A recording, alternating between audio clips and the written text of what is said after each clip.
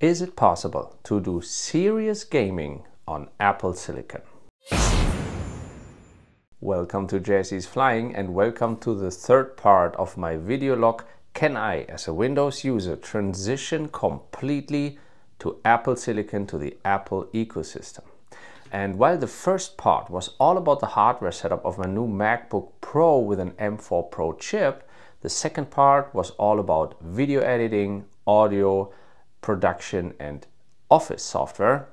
This third part is about gaming, because as a Windows user I do like gaming in my free time, and in the beginning of 2025 I'd like to check with Apple as one of the biggest tech companies on the planet. Is it possible? Do they keep their promise that you can do serious gaming on their Apple macOS ecosystem with the Apple Silicon chip? In this case, the M4 Pro chip. And if you have missed the first two parts, by the way, I strongly recommend you subscribe my channel and click the bell for notification.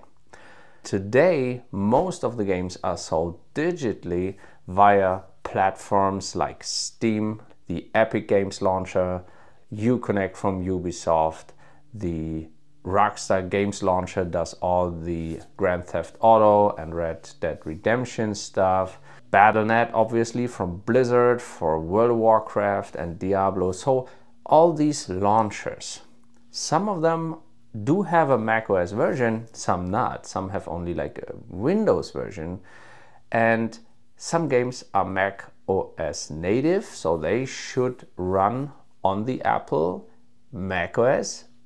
Maybe because if they are written for Intel chips, then you need another translation layer that is called Rosetta, that is inside of macOS, that they translate the Intel chip commands to their Apple Silicon chip, M4 Pro chip commands. And let's see how that works. And how is the performance of the M4 Pro, which is the second highest chip you can get right now. The other one would be the M4 Max, but that was quite too expensive for me. And if you have Windows games and launchers, you need some kind of translation layer or virtual machine or something like that. The downside with the Apple Silicon is that you cannot do dual booting. You cannot just use Boot Camp as with an Intel chip and you could just boot Windows. You needed a Windows licensed copy, but you could boot Windows on the Mac, and then you have nearly the same possibilities as with an Windows PC on your Mac. But that doesn't work with Apple Silicon, as it's an ARM architecture. It's not Intel, so Windows doesn't understand the code, or better, the chip doesn't understand the Windows commands. So you could either do a virtual machine that is running Windows, and that for instance would be Parallels. So it's a software you can buy that runs Windows, and you still need a licensed Windows copy, and translate all the Intel x64 commands into the ARM commands for the Apple Silicon. But that is like, I could use a Windows PC for that, way cheaper than buying an expensive MacBook, buying Parallels, buying Windows, and then running Windows with that slowing virtual machine on a Mac. I could just get a very nice Windows laptop or PC or whatever for half the price and run Windows natively. So the other thing you could use, and that is what I'm trying to do here, is Wine. Wine is an open source project that translates the commands directly. The commands that are meant for the Intel chip are translated into commands the ARM chip, the M4 Pro chip, can understand. So it's a translation layer, it's not a virtual machine. And Wine is open source, you can get it for free, but it's quite a little bit unhandy for non-computer pros. And so in this case, I will use at first the 14-day free trial of Crossover, and Crossover is a commercial software and a commercial version of Wine. But you do get support, and you have a compatibility database where you can check if your software or your game runs, because others already tried it on crossover. And I thought maybe to have a comparison, over there in that Apple Cube is my gaming PC from 2017. So that's 7.5 years old gaming PC.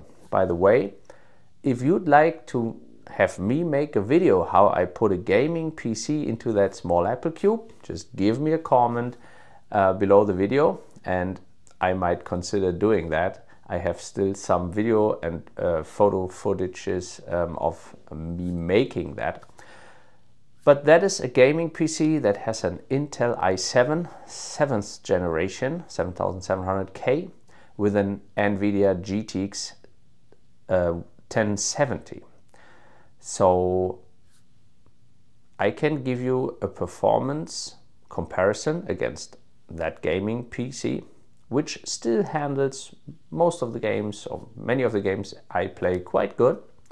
And I still have my MacBook Pro from 2019 with a 9th generation Intel i9 and a Radeon 5600 mobile chip.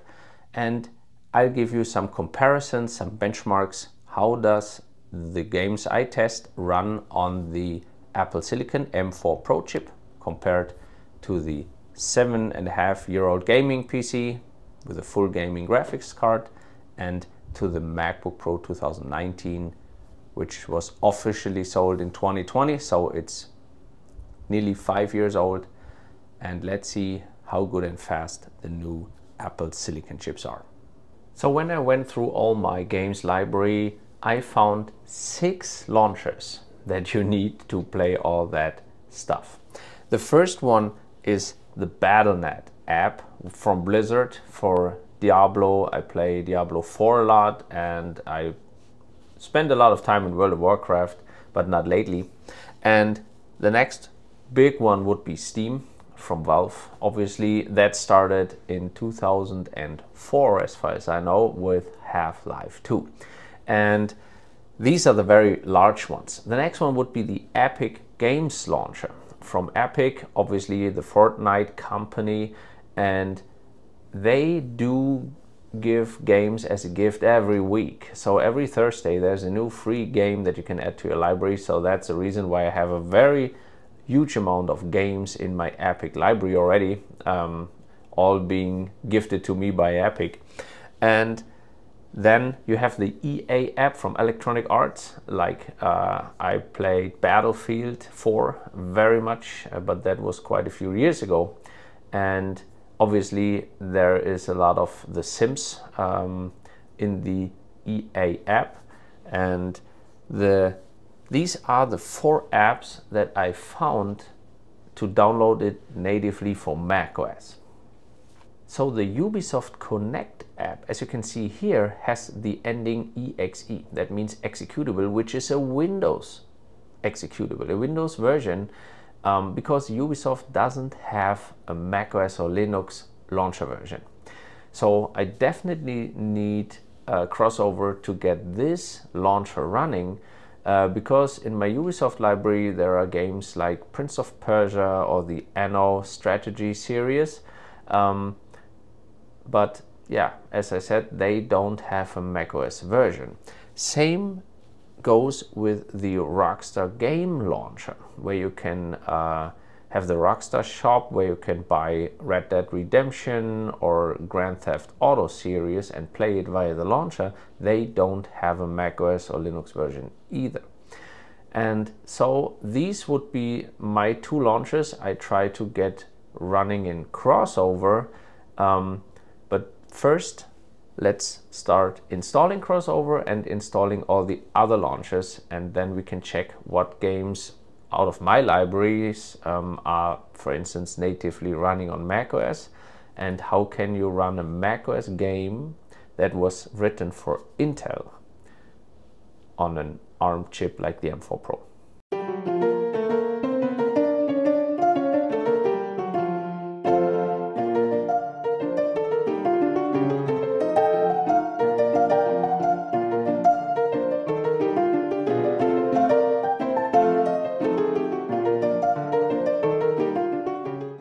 Alright, the installation of the 4 native macOS game launchers was straightforward as with any other macOS app. But now let's check the libraries. What or how many native macOS games are in these libraries compared to the total volume of games, okay? So when we start here, that is Battle.net. And you can see Blizzard right now has 27 games in its Battle.net catalog. But when we switch to macOS, it's only 8. So that is not even 1/3, and there are 19 games missing from those 27 that you cannot play natively with macOS. So that would be, for instance, like Diablo 4, worth a try to do it with crossover. So let's switch to the next one. That is the Electronic Arts app, the EA app, which was formerly known as Origin. And I played a lot of Battlefield 4, for instance, and when you see in my library, the only 2 games that work with macOS natively is Sims 3 and Sims 4 with all the add-ons. Unavailable, as you can see here, the whole Battlefield series. We have Command & Conquer, we have Dead Space, Dragon Age, we have Medal of Honor, Mass Effect. All these games do not work natively on macOS. So EA is quite focused on Windows. Steam. I have 372 games in my Steam account. I know it's way too much. But when I activate the button here that says show only games that run on macOS, it goes down to 58. So that is, I don't know, like less than 20% on that. And when we go to the whole Steam catalog of games, it's actually 55,939 games in the Steam catalog. That's only games, it's not software or demos or whatever. And when we switch it on to macOS, it goes down from 55,000 to 10,711. So that's also less than 20%, only 1/5 of the games run with macOS. So Warhammer works, Hitman, and Counter-Strike would be one of the games that should work natively on macOS. Let's check out Epic, as Epic gifts you free games every week. Every Thursday there's a new free game as a gift. I counted about here in my library, this says Windows games 449 and macOS games 111. So that's also like about 25% of all games that run with macOS. So spread on all these launchers that you can install on macOS, 20 to 25% of all games run with macOS. And that is hopefully a number that will increase soon, because Apple, as one of the biggest tech companies on the world, billions of dollars, is investing a lot of money into the game developers. Like with every keynote, they announce a new game that will launch also on macOS and tuned for Apple Silicon. For instance, like the new Prince of Persia with Ubisoft. So right now, let's start some native Mac games and see how the performance is on the M4 Pro Apple Silicon chip, and especially how the temperature and the fans will be doing while I'm playing. So the first thing, let's start with a Battle.net, World of Warcraft. Let's start it and let's check out how many frames we can get there and how it looks. So there it is. Oh, it's still in windowed mode. So let's just enter the world here, and we're gonna change the config in a minute.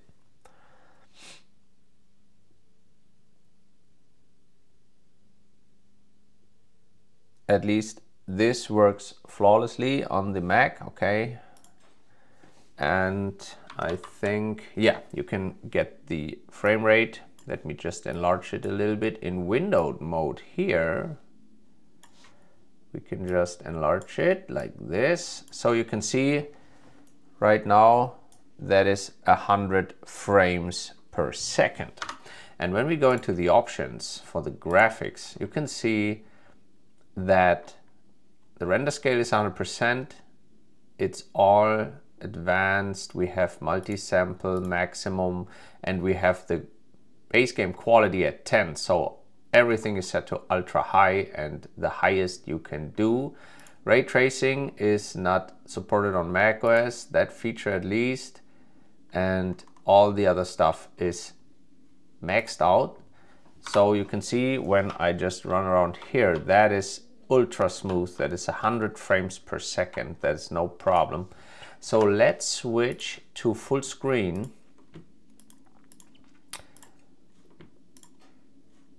All right, that is my full resolution, 3440 times 1440. And as you can see, it's still at 60 frames per second here.